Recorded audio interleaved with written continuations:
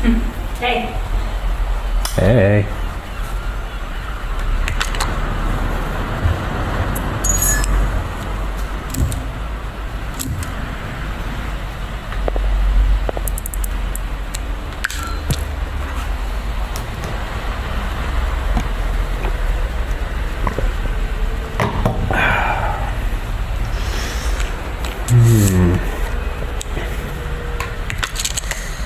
Nice.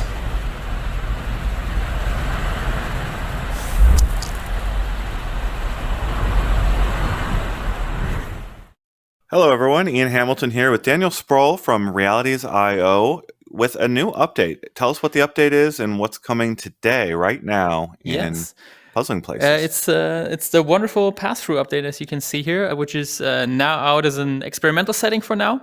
We're really curious how you all like it and how you all use it. You can play in your living room, put the puzzle on the table in front of you. Changes the way you play, especially with people around you. You just don't feel completely isolated in VR. Sometimes you still want to have that environment and be isolated and immersed, but sometimes you also want to just like grab a glass of water and have a drink or so. And we do know that a lot of our players, they do play this as a thing that they play to wind down in the evening while their partner, for example, is like sitting next to them watching TV. And so it is always really weird to be like co-located with someone, but then be kind of immersed in VR. This is just like a nice way to make it a bit more casual, just like a real puzzle game that you would play in the table in front of you. It's only controllers right now. We haven't been super happy with the hand tracking so far. It's still something that we might give a go at some point. Passthrough really for us is something that we feel adds a lot to the game and that we wanted to get feedback on. So for me personally, like, I still do play the immersive mode with full VR engage without pass-through, but pass-through some occasions, especially as I said, with other people around, it really invites you to get up more because you can just place the puzzle pieces in the surrounding around you and walk up to them without having this like underlying anxiety of like tripping over things or something like that.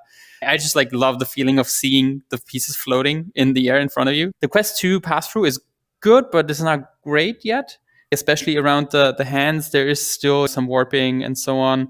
It's just good enough to be fun for users to try out. Maybe not for everybody, but some people really enjoyed it. We like to build something, test it internally, test it with a small group of players, and then roll it out and get feedback from everybody else. Because people come up with very different use cases sometimes that are even better than what we have thought of. So it's always great to put it out there, get feedback from people, and then continue building on that. Puzzling Places, unlike a lot of other VR games, does not need that immersive mode. So it is already kind of fully AR ready in the sense that the background is basically beautiful nothingness. It's like really easy for us to swap that out. If you have like a, uncontrollable background, sometimes it makes the pieces harder to read.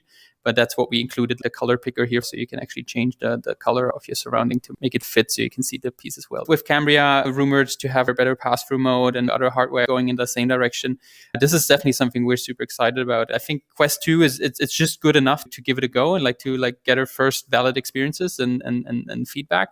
And I imagine this to be even better in the future. We're like, with a handful of other games like Demeo or Cubism, we're like uniquely suited to use pass-through mode. People were like, oh, I wish I could take this puzzle and put it in my shelf or put it on my coffee table. And like, now you can totally do that. This is out now, Puzzling Places version 1.9, is that correct?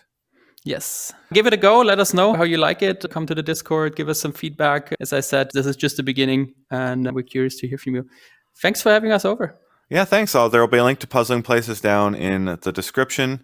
And be sure to come back next time as we get further updates on the very latest VR games. Thank you so much for the time.